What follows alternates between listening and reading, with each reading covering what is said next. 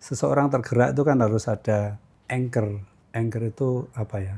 Jangkar lah. Sehingga apa yang diputuskan itu nggak angin-anginan. Tanpa anchor ya akhirnya apa yang kita putuskan hanya melayang kemana saja.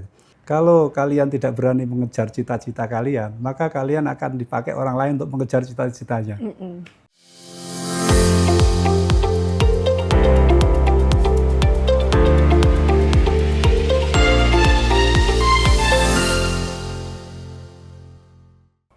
Halo teman UB, kembali lagi di Bonsai On Podcast, tempat ngobrol santai bareng narasumber-narasumber yang sangat luar biasa yang pastinya berasal dari Universitas Brawijaya. Nah, kali ini kita akan ngobrol nih tentang gimana sih kehidupan setelah lulus dari Universitas Brawijaya alias bagaimana kehidupan as a alumni Universitas Brawijaya. Bersama saya Mayang Ayunani dan sudah ditemani dengan salah satu narasumber dari Universitas Brawijaya yang berasal dari FMIPA nih. Langsung saja, ini dia Dr. Ando Sunarno. Selamat datang Bapak. Selamat datang, terima kasih atas Iya. undangannya. Bagaimana kabarnya Bapak hari ini? Alhamdulillah, baik-baik. Alhamdulillah baik ya, karena kebetulan juga cuaca Malang ini sudah lumayan cerah gitu ya. Kalau kemarin minggu-minggu lalu sering hujan, tapi sekarang alhamdulillahnya sudah mulai cerah. Iya, oke. Dan sudah banyak juga kegiatan-kegiatan outdoor gitu ya Bapak ya. Oke, untuk memulai kegiatan pada hari ini nih teman UB, kita akan ngobrol-ngobrol nih dengan Bapak Sunarno terkait bagaimana sih menjadi alumni Universitas Brawijaya hingga nanti ke kehidupan karirnya. Oke. Untuk awalan Bapak boleh diperkenalkan dulu Bapak ini seperti apa, dari mana lahirnya, kapan, dan mungkin sedikit perjalanan tentang pendidikannya selama di Universitas Brawijaya. Oke, terima kasih. Assalamualaikum warahmatullahi wabarakatuh. Perkenalkan, saya Sunarno. Saya lahir di Madiun. Kemudian masuk Brawijaya di Fakultas MIPA jurusan kimia. Wow. Jadi kimia itu buat saya impian sejak masa kecil malah. Oke. Waktu SD itu sudah mendengar tentang kimia. Karena begitu sulit, jadi malah tertantang, bukan malah takut. Sehingga waktu SMA yang ambil SMA, harusnya juga di STM, tapi saya ambilnya di SMA. Sekalipun saat itu tidak ada impian untuk kuliah karena kondisi keluarga yang saat itu nggak memungkinkan gitu. Entah kenapa tiba-tiba orang tua itu bersikeras untuk menguliahkan, sehingga saya pilih jurusan kimia karena memang sangat-sangat tertarik kimia dan pilihannya di UB begitu. Wow, luar biasa sekali. Berarti Bapak ini hitungannya sarjana pertama di keluarga atau bagaimana Pak? Saya anak pertama dari 3 bersaudara, sehingga sarjana yang pertama juga. Wow, luar biasa ya Kalau teman dari kampung jarang ya saat itu yang Iya. kuliah itu. Mungkin satu kampung itu hanya 1-2 aja yang kuliah. Dan saya anaknya petani yang kuliah, jadi kayak ya mimpi lah. Iya, wow, luar biasa sekali ya ternyata background dari pendidikan dari Bapak Sunarno ini sendiri. Nah, dulu waktu perkuliahan itu angkatan berapa sih Pak? Jadi saya di MIPA itu angkatan kedua. Jadi angkatan pertamanya itu tahun 87, saya masuk tahun 88. Bahkan waktu itu belum fakultas ya. Jadi Belum? masih program MIPA begitu. Oh, oke. Wow. Jadi bisa kebayang ya, belum punya role model Iya, iya. alumni seperti apa. Sehingga perjuangannya ya ekstra lah untuk bisa eksis di dunia pekerjaan. Oke, berarti di tahun 88 itu kan sangat lama sekali ya Bapak. Itu gimana sih dulu suasana kampus di UB itu? Kampus UB sebenarnya ya relatif tenang ya. Iya. Dulu saya kan dari Madiun ya. Jadi masuk Malang tuh pas bulan Juli itu dinginnya minta ampun. Wow. Karena kan memang ada yang mengatakan kalau udah musim maba tuh Malang dingin gitu. Karena bulan Juli, jadi dinginnya minta ampun gitu. Dinginnya minta ampun. Waktu itu masih ingat sekali, waktu istilahnya orientasi mahasiswa itu kita kumpul-kumpul kemah di Cangar lagi, Taham Bading gitu. Jadi itu masih terikat sampai sekarang. Tapi untuk suasana belajar sih sangat-sangat bagus. Kemudian bagus ya berarti UB mulai dulu. Ya, organisasi juga banyak. Jadi teman-teman mahasiswa sekarang kalau mau belajar jangan hanya sekedar belajar, aktivitas membangun circle tuh juga tidak kalah penting. Jadi dulu ya selain belajar, saya aktif juga di organisasi, di bela diri, di unit aktivitas yang lain gitu. Wow, oke. Menarik nih untuk ngobrolin organisasi ya, Iya. Pak. Karena pada saat ini juga marak sekali organisasi mahasiswa yang pastinya mendatangkan banyak sekali manfaat. Nah, kalau zaman dulu Bapak kuliah, kita kan sedikit nostalgia Iya, ya. iya, iya. Organisasi apa sih yang Bapak ikuti dan apa ya hal yang paling mengesankan selama organisasi yang dibutuhkan saat ini gitu? Ya, jadi kemampuan atau jaringan itu kan nggak hanya bisa ada banyak hal yang nggak didapat di bangku kuliah gitu. Iya. Kemudian di organisasi, whatever organisasinya, kalau dulu saya kerohanian Islam, yang sekarang masih eksis ternyata YOAKI. Di sana kita bisa mendengar berbagai macam pendapat yang berbeda kadang-kadang. Nah, itu sangat dibutuhkan karena di saat kita masuk di dunia pekerjaan, kita nggak selalu senada atau sama pikiran itu. Jadi belajar mengungkapkan pendapat dan belajar menerima pendapat yang berbeda itu jauh lebih penting. Satu hal lagi, circle. Jadi dengan berorganisasi, biasa berteman, punya link yang di luar jurusan kita. Oke. Misalkan waktu itu saya jurusan kimia, kemudian kenal orang mesin, orang elektro, kemudian mungkin juga jurusan yang lain, bahkan ada perikanan, peternakan, bahkan salah satu kenalan kita itu jadi besan akhirnya. Ya, kebetulan salah satu profesor di Brawijaya ini. Oke, luar biasa Ketemu sekali. bisa besanan ternyata. Ya itu salah satu benefit dari organisasi lah. Iya, iya. Oke, jadi organisasi ini istilahnya kayak dapat melatih critical thinking lah ya, Betul, Pak. Sampai critical akhirnya tadi thinking. dapat jodoh. Oke, Iya. ngomongin soal organisasi nih Bapak. Dulu kan pasti akan berbeda ya dengan zaman sekarang ya Iya, Pak. Kalau iya. organisasi-organisasi dulu tuh. Dulu tuh organisasi yang paling marak tuh apa sih Pak di kampus UB ini? Dulu sebenarnya organisasi itu baik yang di kampus maupun yang di luar kampus kan banyak ya. Kalau di luar kampus misalkan ada HMI, ada BMI ya. Kemudian waktu itu memang saya sangat menyadari bahwa saya harus kuliah serius dan lulus tepat waktu kan. Iya, betul. Sehingga saya memilih organisasi yang dalam tanda petik tidak terlalu banyak konflik lah begitu. Oke. Sehingga saya memilih organisasi keislamannya di YOAKI yang dinaungi Brawijaya. Kemudian kalau organisasi yang lain saya sempat ikut karena memang suka bela diri, dulu pilih taekwondo ya. Jadi dulu sempat sama teman-teman tuh latihan jangan sampai kuliah jangan sampai mengganggu latihan. Oh, gitu. Selagi Jadi latihan. tetap aktif ya. Tapi alhamdulillah karena kita serius, sekalipun berorganisasi bukan alasan oh IP-nya jelek. Iya. Sekalipun dulu nyari IP itu ya lumayan susah ya. Oke. Tapi itu saya buktikan, saya bisa lulus waktu itu saat wisuda itu terbaik di MIPA. Wow, Di luar antara biasa yang sekali. kumulot itu saya yang terbaik lah. Gitu. Wow. Oke, kalau tadi Bapak sempat menyinggung dulu mendapat IPK itu lumayan susah ya, Iya. apalagi di jurusan kimia ya Bapak. Iya, iya, Nah, gimana sih tantangan selama dulu untuk Bapak mendapatkan IPK sampai akhirnya menjadi lulusan terbaik gitu? Ya mungkin salah satu yang mendorong ya. Jadi istilahnya seseorang tergerak itu kan harus ada anchor. Iya. Anchor itu apa ya? Jangkar lah. Sehingga apa yang diputuskan tuh enggak angin-anginan. Tanpa anchor ya akhirnya apa yang kita putuskan hanya melayang kemana saja. Jadi pertama karena saya masih ingat tadi disinggung pertama kali masuk kampus itu sudah ke rektorat Oke. karena minta keringanan. Iya. Bukan keringan ya, mundur bayarnya gitu. Dulu kan harus bayar 1 tahun karena saya bawa uangnya cuma 6 semester, saya minta keringanan. Nah itu saya sadari betul bahwa saya harus lulus Tepat waktu. tepat waktu. Dan serius Bahkan gitu, mungkin Pak. iya dan serius. Itu saja yang selalu memicu. Bahkan bahasanya tuh setiap aktivitas itu kalau misalkan ngaji itu kan ada tingkatan makrifat gitu ya. Kalau tingkatan belajar tuh ya harus ada tingkatan menembus batas. Oh, Jadi bisa kita belajar habis maghrib sampai subuh tanpa sadar di tempat tidur itu bisa gitu loh, untuk menembus batas tadi. Iya, saking Kalau enaknya sesuatu itu belajar sudah berarti. menembus batas, selebihnya itu akan dimudahkan. Iya. Whatever, kerja juga harus begitu.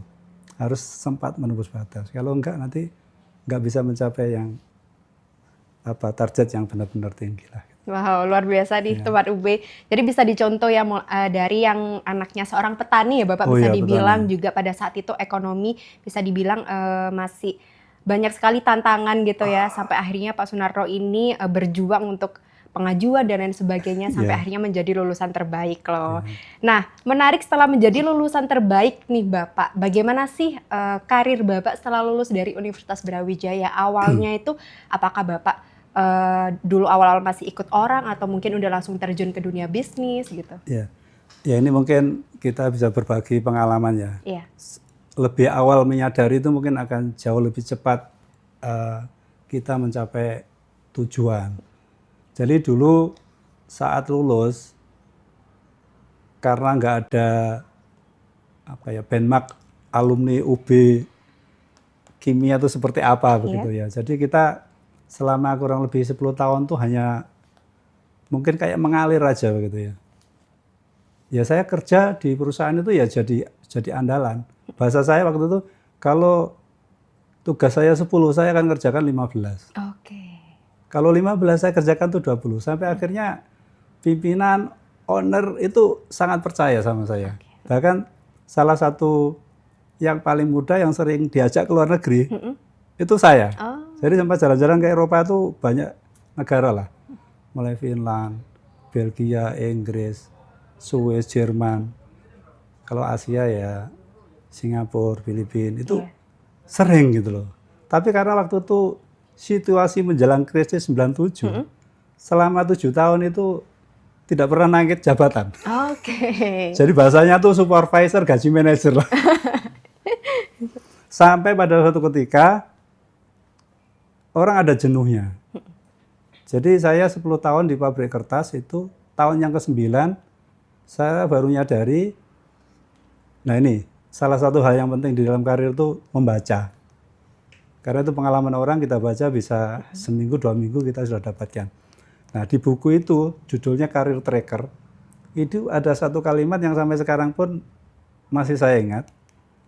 Bunyinya begini, kalau kalian tidak berani mengejar cita-cita kalian, maka kalian akan dipakai orang lain untuk mengejar cita-citanya. Terus saya nih, loh, jadi 9 tahun ini saya dipakai kejar cita-cita bos saya ini. Terus saya flashback ke masa kuliah, terus ke masa SMA. Di antara tumpuan file di pikiran saya itu salah satunya saya itu kepengen jadi sarjana kimia plus pengusaha. Oke.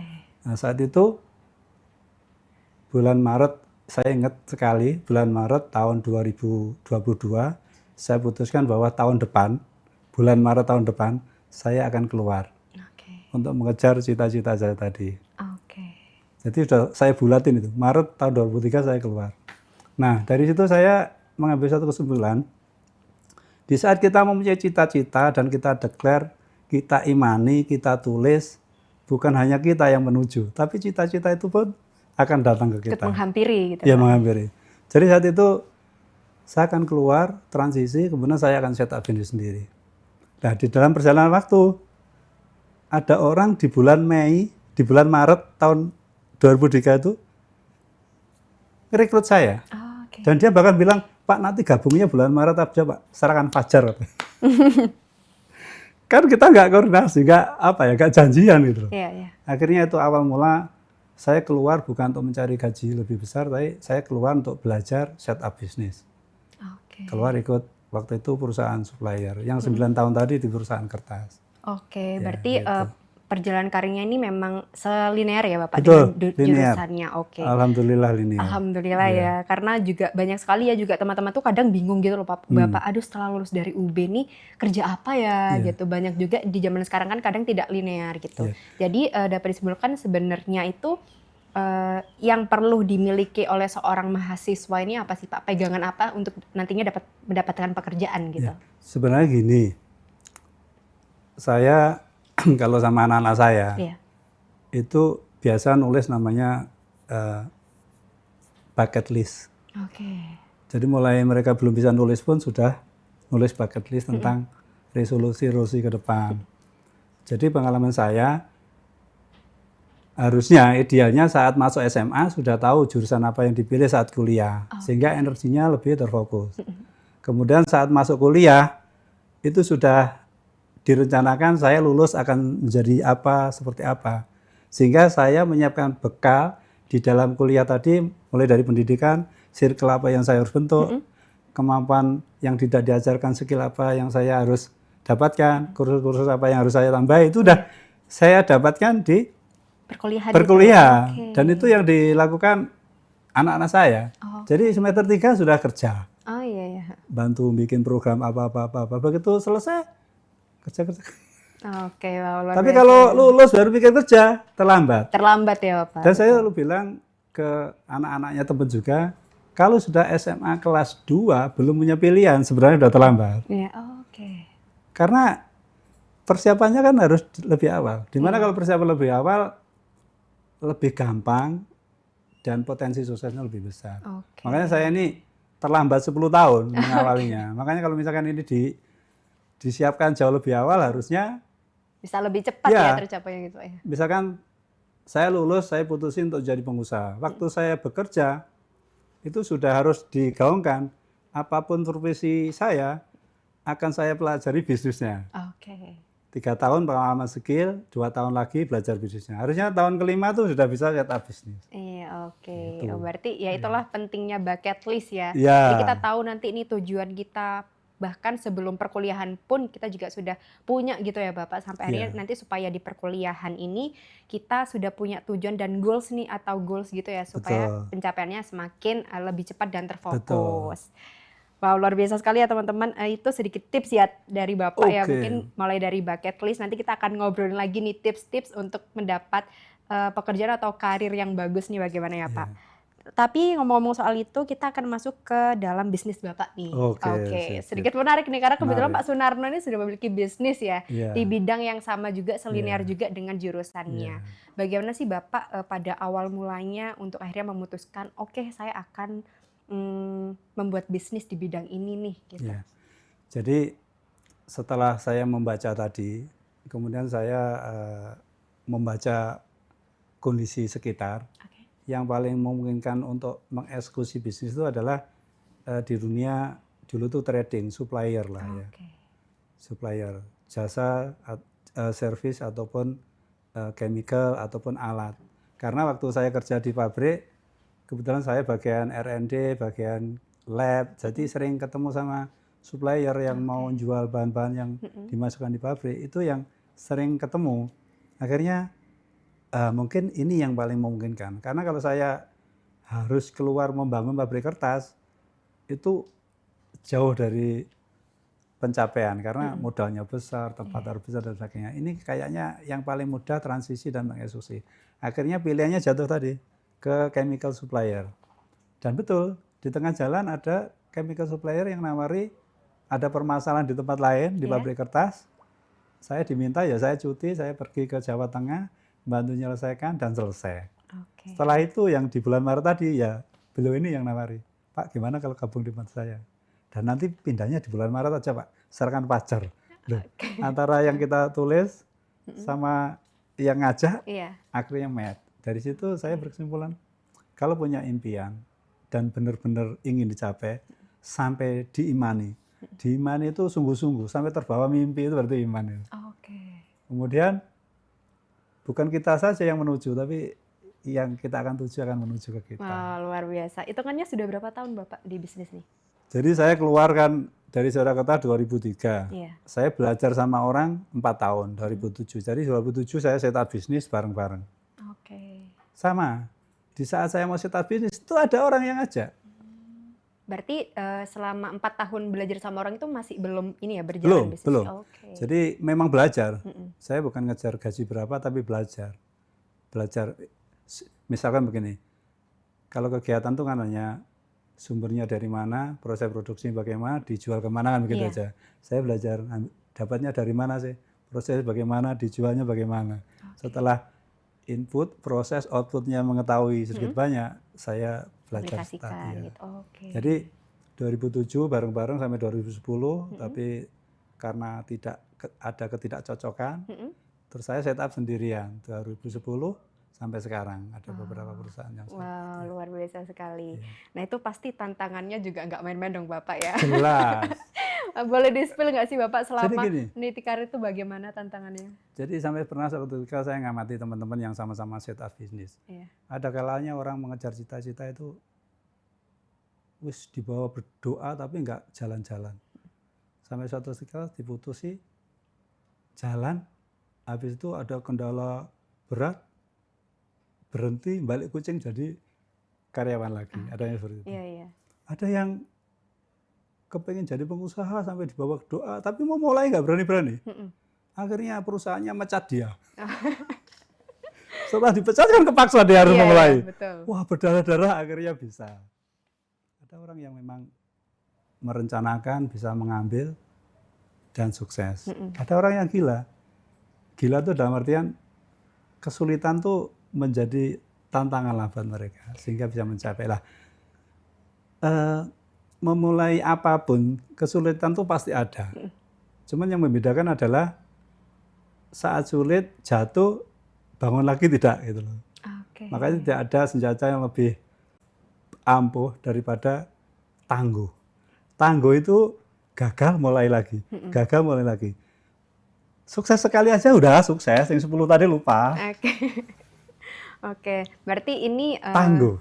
anak-anak Bapak ini, Bapak sudah punya berapa anak? Saya anaknya 5. Oh, 5. Iya, termasuk yang tangguh. Saya belum kerja sudah menikah. Wow, luar biasa. Pejuang ya berarti ya, pejuang sekali nih Pak Sunarno ini. Nah itu kelima anaknya ini apakah bergerak di bidang yang sama atau mungkin Gini, ada latar belakang yang berbeda juga? jadi dulu waktu setup bisnis, anak dari kecil mulai dikenalin. Kalau kepengen anaknya mengikuti jejak bisnis kita, jangan tunjukkan susahnya. Oke. Bahwa kita tuh happy menjalankan pekerjaan itu, dan kalau ada hasilnya dinikmati gitu. Lalu pergi kemana, makan di mana, rekreasi kemana, dinikmati. Sehingga anak ini tertarik, oh enak ya kerja sama Bapak. Tapi kalau setiap kita ngerjain sesuatu ada kesulitan ngeluh, wah anaknya pasti enggak mau. Aduh, kayaknya kerjaan Bapak pusing ini gitu. Wah, enggak mau saya pusing kayak Bapak begitu. Ya kebetulan saya juga sungguh diuntungkan juga. Jadi ketiga anak saya tuh mau meneruskan. Oke. Jadi kebetulan yang pertama itu dulu life science, kuliah S1 S2 di Belanda. Itu ambil bioteknologi begitu. Karena produk kita ada yang bakteri gitu untuk pengelola limbah. Mereka masuk di tempat kita sebagai R&D plus yang produksi.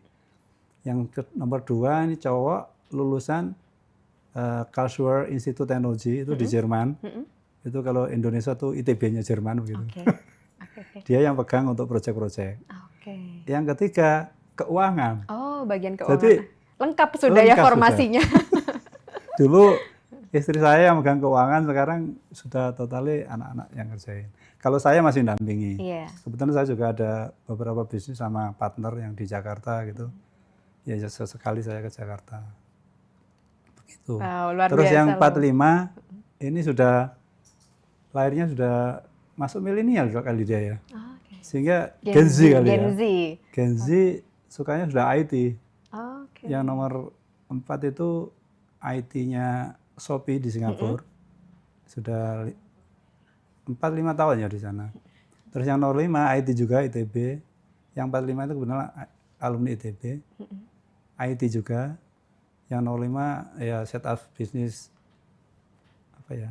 Ya IT lah di Bogor sana sama masih ikut orang lah belajar. Wow, luar biasa sekali ya Pak Sunarno. Dan istri ini sudah berhasil menyekolahkan anaknya bahkan sampai ke luar negeri loh, teman Ube. Oke, setelah kita mengetahui nih sedikit perjalanan tentang Pak Sunarno, mulai dari sebelum perkuliahan, bahkan sampai sekarang meniti karirnya sudah dapat sukses menyekolahkan anaknya. Bagaimana sih Pak akhirnya strategi dalam meniti karir nih? Mungkin pesan-pesan yang perlu disampaikan kepada teman UB. Jadi kalau seandainya masuk kuliah itu mungkin mulai direncanakan. Jangan setelah lulus baru merencanakan. Rencanakan lebih awal untuk meminimalkan ya kesalahan lah ya. Rencanakan lebih awal sehingga apa yang kita rencanakan tuh punya waktu untuk mempersiapkan dan mencapainya. Jadi mungkin kalau saya sama anak-anak bilangnya harus punya impian. Impian tuh kira-kira kalau masuk itu ya setelah 5-10 tahun tuh akan seperti apa kita ini. Terus untuk menuju ke sana, apa yang perlu dipersiapkan. Nah, dari impian tadi, dibuat lebih kecil menjadi goal-goal. Goal tahunan sekolah, goal bulanan, dan sebagainya. Kemudian disiapkan juga rencana kegiatannya, kemudian dieksekusi. Kalau dalam mengeksekusi ternyata nggak tercapai, yang dirubah bukan tujuannya, tetapi perencanaannya gitu loh. Dan itu mesti bertahap, nggak bisa serta-merta gitu. Tapi kalau nanti sudah terbiasa menyiapkan rencana, mungkin kalian bisa keranjingan merencanakan rencana-rencana yang ini dicapai. Sehingga anak-anak saya biasa membuat rencana itu. Pernah suatu ketika datang, "Bah, aku mau presentasi." Wah, ini jangan-jangan mau minta nikah ini. Ternyata betul presentasi tentang karya yang ingin dicapai, belat tentang keluarga, rencana aku mau nikah lebih muda. Loh kok iya? Iya, kayak Abah dulu nikahnya muda. Emang calonnya sudah punya belum sih? Jadi biasa kita obrolin hal yang seperti itu. Jadi, nah setelah direncanakan, kita siap, waktu kerja itu jangan sekedar kerja. Bahkan saya dulu sering mengukur, kalau saya jadi supervisor, apa yang dibutuhkan untuk menjadi officer gitu. Saat menjadi officer, saya ngukur, bisa nggak saya kalau seandainya saya pasang menjadi direkturnya di sini. Seperti itu. Jadi bahasa sederhana saya gini, kalau tugasnya 10, kerjakan 15. Kalau kerjanya 15, kerjakan 20. Dan sampaikan terima kasih kepada orang-orang yang pernah berjasa buat kalian. Wow, begitu. Luar biasa sekali. Jadi memang istilahnya teori jemput bola itu sangat penting ya betul, Bapak. Dengan kita juga merencanakan, kita usaha, dan juga tidak lupa dengan berdoa ya Bapak. Pastinya berserah Itu diri pasti, kepada Tuhan Yang Maha Esa supaya semuanya dilancarkan gitu. Betul.